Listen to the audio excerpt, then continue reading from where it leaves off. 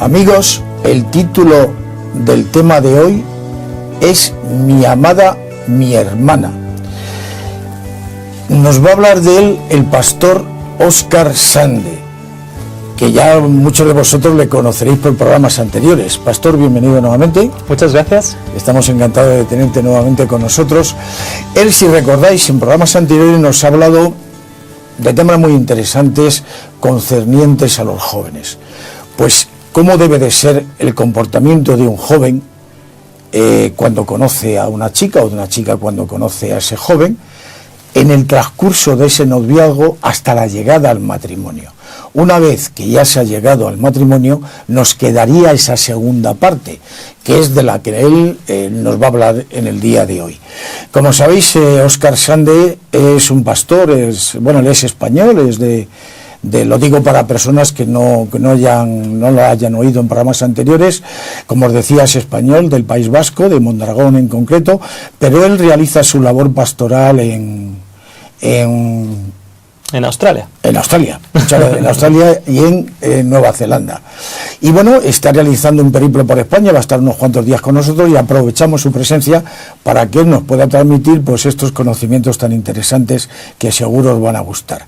Muy bien, pues vamos a proceder a decirle al pastor Óscar Sande que nos hable acerca de este título tan interesante, ¿no? Mi amada, mi hermana. Mi amada, mi hermana. Es un concepto bíblico que lo descubrimos no hace tanto tiempo atrás. En nuestra experiencia como pastor, evidentemente tenemos mucha consejería con familias. Familias no solo cristianas, sino familias que muchas veces hemos tenido llamadas de teléfono de gente que están en problemas y hemos tratado de aconsejar a matrimonios en las diferentes dificultades que están pasando. Yo personalmente llevamos 17 años de matrimonio con mi esposa. Tenemos 4 hijos, 3 de ellos se parecen a mí y uno de ellos es un niñito rubito australiano que lleva viviendo con nosotros 2 años y prácticamente se ha quedado con nosotros y es el niñito, el hijo rubio que tenemos.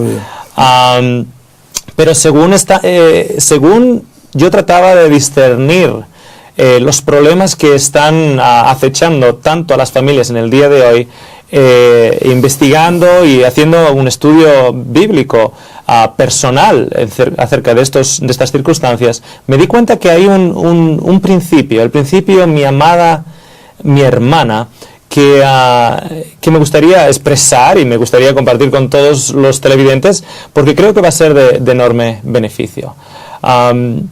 Como tú bien sabes, la sociedad de hoy tiene un número de epidemias cuando se refiere a lo que son los matrimonios.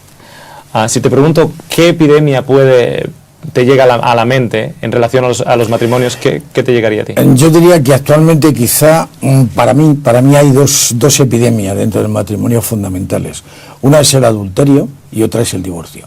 Quizás sean las dos, dentro de otras connotaciones que pueda haber, pero quizás sean las dos epidemias que más se dan en el mundo actual, ¿no? Y en mi experiencia, según estamos consultando con matrimonios que están en crisis, hay dos cosas que siempre, en la mayoría de los casos, o una de ellas o ambas, siempre salen a relucir: adulterio y divorcio. Divorcio porque esa es la opción a seguir, porque estamos en crisis, y adulterio en muchos de esos casos porque es una señal de que realmente había una crisis y por ahí emergió a través de una relación ilícita fuera del matrimonio, ¿no? Años atrás, cuando yo era un adolescente, mi papá se fue con otra señora y se separó y luego eventualmente se divorció de mi mamá. Entonces, este episodio en sí, yo no lo entendía aquel entonces como un adolescente, pero ahora como pastor me ha ayudado tremendamente. Me ha ayudado tremendamente en grandes aspectos a la hora de poder ayudar a otros. No solo a los matrimonios, sino a esos hijos que se quedan atrás. Porque yo fui uno de esos hijos que se quedó atrás. Entonces, cuando tienes ahí a tres hijas de un matrimonio roto y se están preguntando ¿por qué? ¿Y dónde está Dios en todo esto? Yo también puedo compartir ese sentimiento de corazón a corazón porque fue el que yo mismo lo pasé.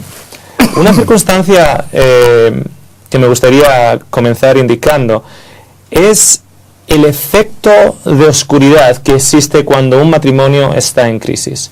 O bien lo que le lleva al matrimonio a la crisis, o una vez que ya el matrimonio está en la crisis. Hay como una cortina de oscuridad que se pone enfrente tanto de él como de ella. Hay una mentira que encubre, sobre todo cuando estamos hablando, por ejemplo, en el tema del adulterio.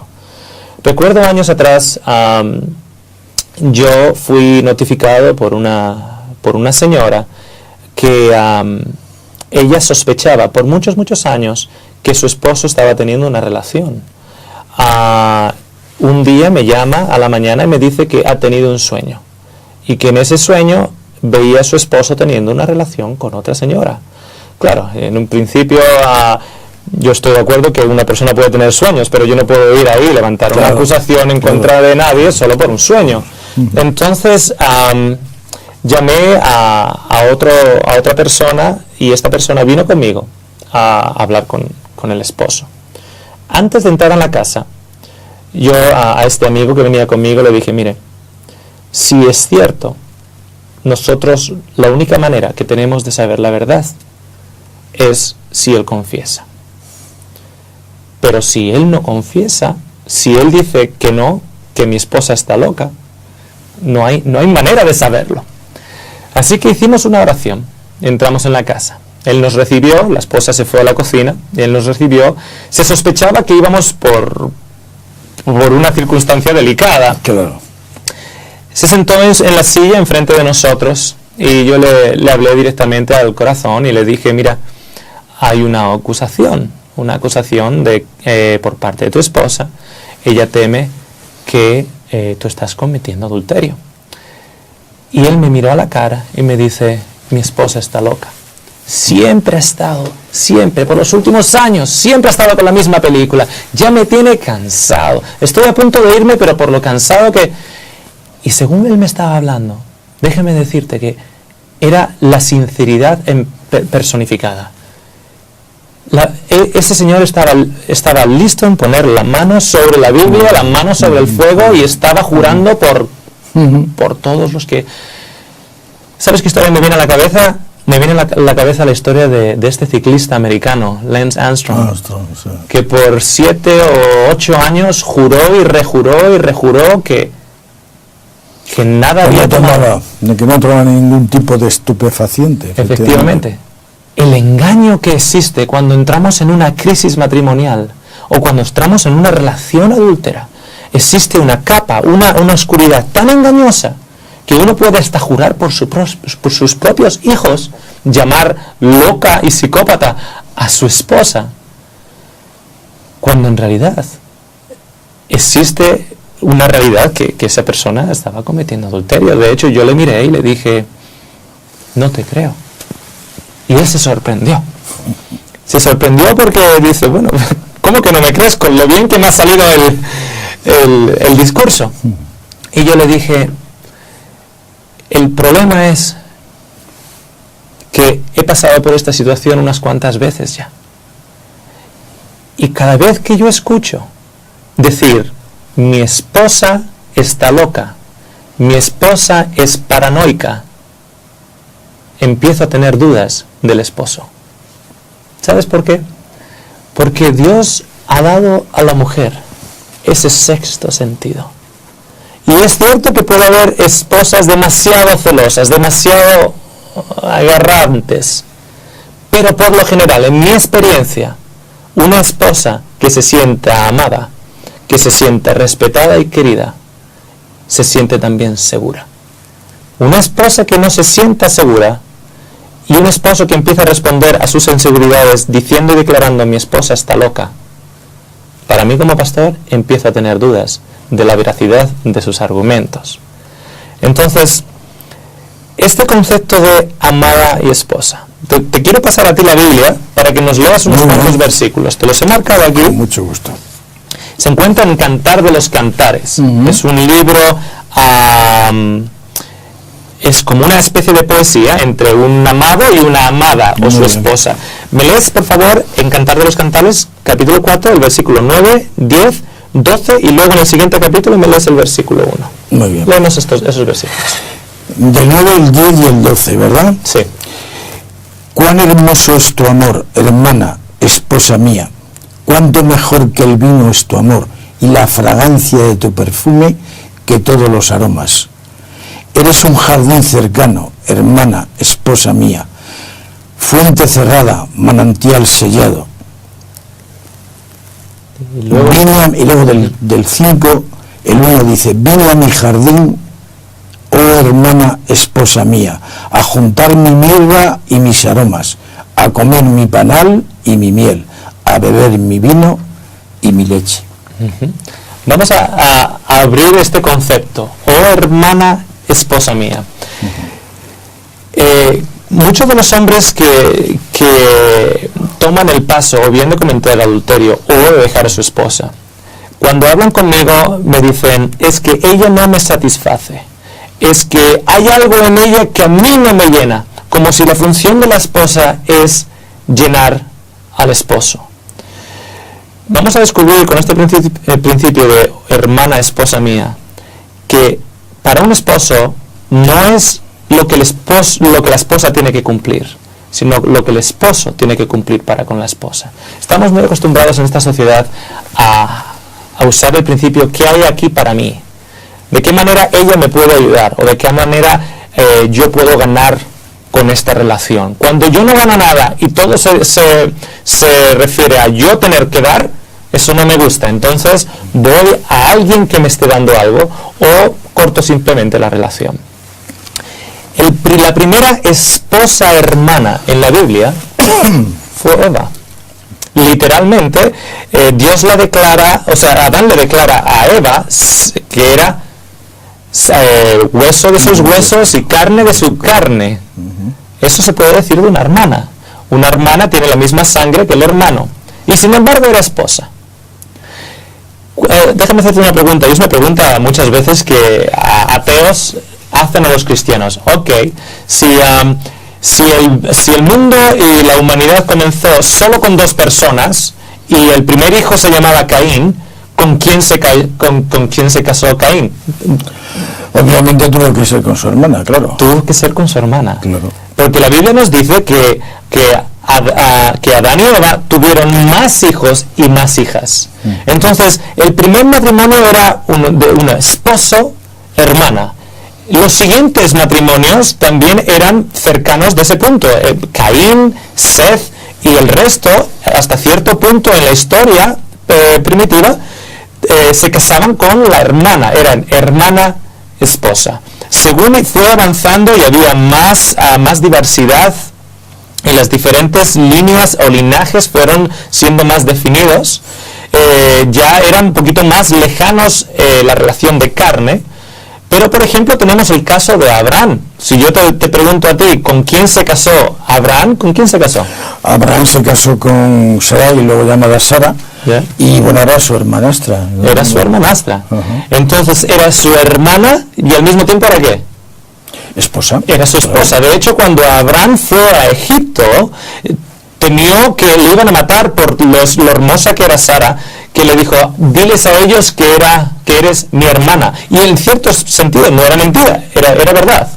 Luego tenemos Cantar de los Cantares. Pero antes de Cantar de los Cantares, esta carta hermosa de mi hermana, mi esposa, tenemos una ley que fue dada cuando Moisés sacó al pueblo de Israel de Egipto y les dijo, ya no quiero que andéis casándoos hermanos con hermanas de sangre. ¿Por qué? Porque hasta ese punto la genética ya empezaba a ser reproducida con errores, con mutaciones. Esas mutaciones vienen como consecuencia del pecado, pero evidentemente teníamos defectos, niños con defectos, etc. Entonces decían que no quiero decía el Señor, no quiero que os caséis hermanos con hermanas de sangre. Sin embargo, el concepto de hermana a nivel espiritual se mantuvo. ¿Cómo sabemos eso? Bueno, el Señor les dice a Israel, no vayáis a casaros con las hijas de los cananitas. No vayáis a casaros con las hijas de los egipcios.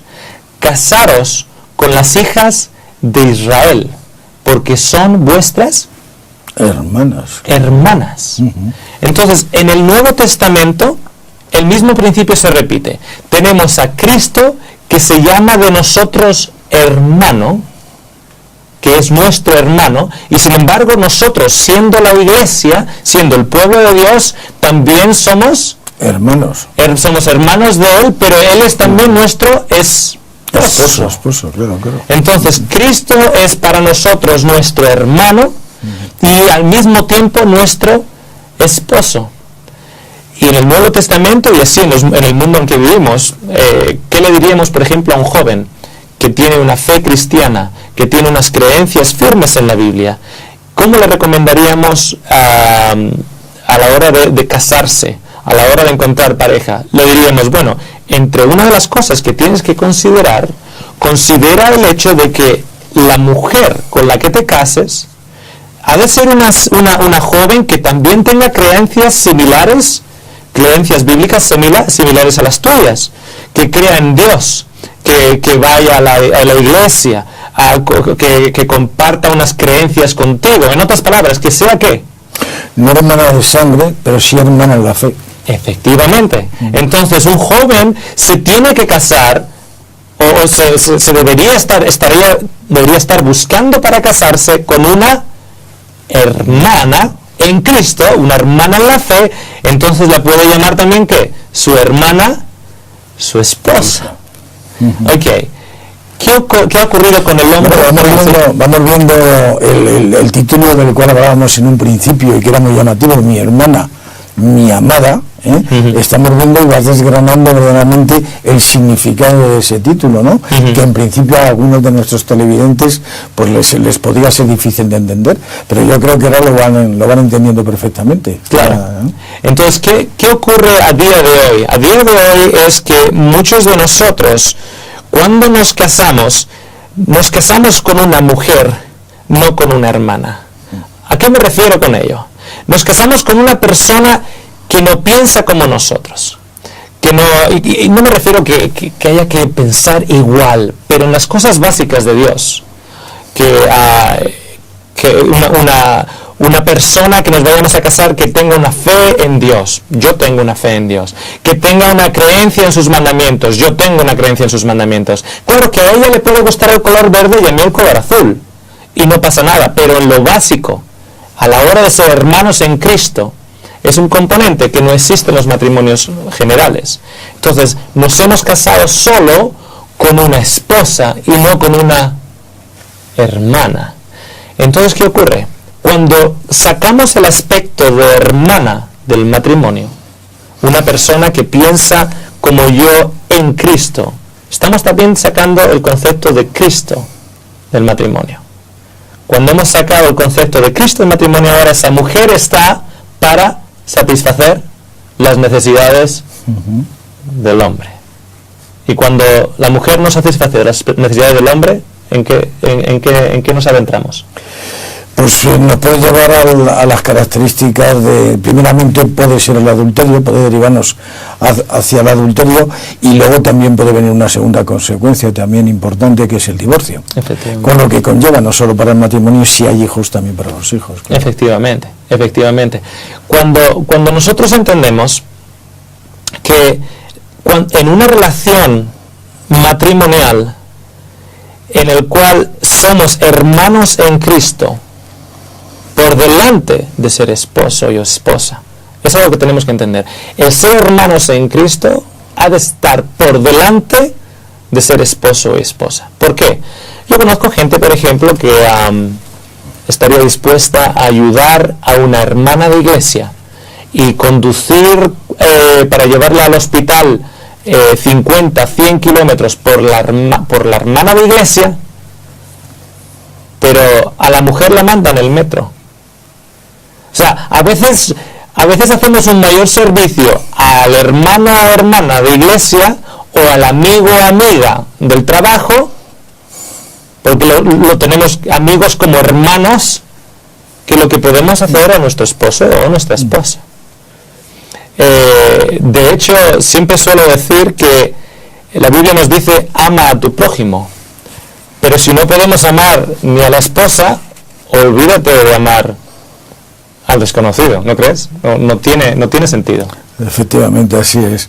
Yo creo que aquí quizá lo que es un mal pensamiento y puede llegar a ocurrir es que, bueno, yo quedo bien y actúo como debo de actuar con mi prójimo que está ahí y que no me conoce verdaderamente, ¿no?, en profundidad. Sin embargo, mi esposa o mi esposo sí me conoce y, bueno, dentro de ese conocimiento, digamos que, entre comillas, vale todo, ¿no? O sea, porque ya conoce mis defectos, sabe cómo soy y, bueno, puedo decirle, pues mira, a ti no te llevo en el coche, cógete el metro. Sin embargo, otra persona que no sería mi esposa o mi esposo, pues no se lo diría, porque no quedaría bien, ¿no? Pero ahí es efectivamente el concepto tan hermoso que tú estás diciendo de considerar que esa hermana esposa que tenemos con nosotros es algo a lo que tenemos que cuidar como un verdadero tesoro, ¿no? Efectivamente. Que Dios nos ha dado, claro. Efectivamente. Claro, ¿cuándo quitamos ese aspecto de hermana? Entramos en una relación, sobre todo voy a hablar ahora un poquitito más desde el punto de vista del hombre. Y esto es una observación personal en las experiencias que he tenido con diferentes matrimonios. Si tengo que poner un porcentaje de culpa en los matrimonios, cuando los matrimonios se rompen, si tengo que poner un porcentaje de culpa, pondría un 60% al hombre y un 40% a la mujer, por lo general. Hay casos en los cuales se sale la excepción. El mismo idioma español tiene excepciones con este porcentaje que acabo de dar y quiero aclarar, hay excepciones y muchos de nuestros televidentes pueden conocer de esas excepciones en cuanto digan, no, yo conozco un caso en que ella era una tal por cual, etcétera. De acuerdo, pero por lo general, en una manera general, yo pongo un 60% de culpa al hombre y un 40% a la mujer. Y te voy a decir por qué. Tenemos en la Biblia una historia, la historia de Oseas. Oseas se casa con una mujer que tiene tendencias a ir con otros hombres. La toma en su casa, pero Oseas se casa con ella con este principio: mi hermana, mi esposa. Cuando esta esposa sale con otros hombres y de hecho tiene hijos con otros hombres, Dios le dice a Oseas, ve y cógela de vuelta. Cógela de vuelta. La culpa 100% es de la esposa. Amén. El hombre es un profeta de Dios. Ella ha sido la que ha salido fuera. Él la ha tratado, la ha cogido, la ha limpiado, la ha cuidado, le ha dado ese honor y ese respeto de mujer. Y ella ha cogido y ha caído y se ha ido y se ha acostado con otros hombres. Uno podría pensar, bueno, la culpa la tiene ella. La culpa la puede tener ella, pero la responsabilidad de traerla de vuelta la tiene Oseas. Y eso es algo que nosotros tenemos que entender. El hombre tiene una responsabilidad para la salvación y el mantenimiento de la familia más alto que la mujer. Por eso siempre pongo un 60% de culpa al hombre y un 40% a la mujer. Oseas no tenía la culpa, pero Oseas tenía la responsabilidad. Y Oseas salió y la trajo de vuelta. Y Oseas salió y la trajo de vuelta. ¿Por qué? ¿Cómo puede ser eso? ¿Está loco?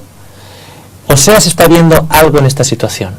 Cuando ve a esa mujer, no ve a su esposa, no ve a una señora que está ahí para servirle a él, no ve a una señora que está ahí para satisfacerle a él.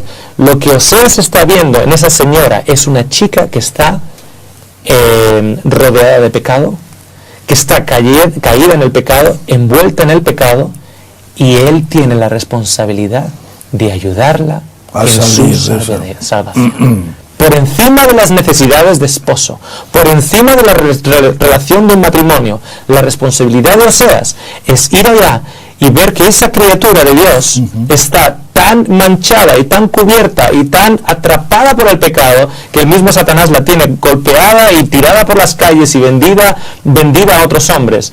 Y él tiene que verla como una hija de Dios, hermana por tanto suya, A mí me parece, Óscar, a mí me parece un magnífico ejemplo. Efectivamente, cuando está ocurriendo eso, porque muchas veces vemos defectos en alguna persona, puede ser en nuestra esposa o nuestro esposo, y en otras personas, y nos fijamos exclusivamente en él como persona, y no nos damos cuenta que no deja de ser, en ese momento es un pecador que está rodeado por unas circunstancias y unas influencias externas, y entonces debemos de fijarnos en eso y ayudarle a salir de esa situación. Y el ejemplo de Oseas que tú estás diciendo es clarísimo, y también al contrario, también la mujer que ve un hombre, el ejemplo también es válido en un sentido distinto, a que también vea un hombre que vea que está también en una situación de pecado, y lo primero que debe de ver, en vez de decir, bueno, pues es un adúltero, que lo es, ya ha salido y tal, está en una situación de pecado, está influenciado por el mal, voy a tratar también de rescatarlo, porque es mi hermano, y le voy a tratar de sacar de ahí, antes de ver todos sus defectos y todas esas cosas que indudablemente la están haciendo daño, ¿no? Por supuesto. ¿Y cuántos hombres son salvos en Cristo a día de hoy por el ministerio de salvación de su esposa? ¿Por qué? Porque su esposa ha sufrido el infierno aquí en la tierra, teniéndole a él al lado, y sin embargo ha sido su dedicación a la salvación de su esposo, su hermano, lo que ahora ha ganado a ese hombre para Cristo. Sabemos que hay circunstancias, y no nos estamos enfocando en circunstancias particulares en las cuales puede haber un caso de violencia extrema o de violencia en sí, psicológica, emocional. No nos estamos refiriendo a esos casos en particulares, porque cada uno necesita, digamos, una actuación determinada para el caso determinado. Estamos hablando de una manera general, así que por favor que los televidentes no vean que estamos generalizando su caso. Estamos generalizando un principio, su caso es particular, pero cuánto de lo que estamos diciendo también puede aplicarse a lo que ellos están viviendo. Hay momentos en los cuales un matrimonio tiene que separarse, tienen que vivir separados por las circunstancias dramáticas que están viviendo, y eso va a ser lo mejor para ellos.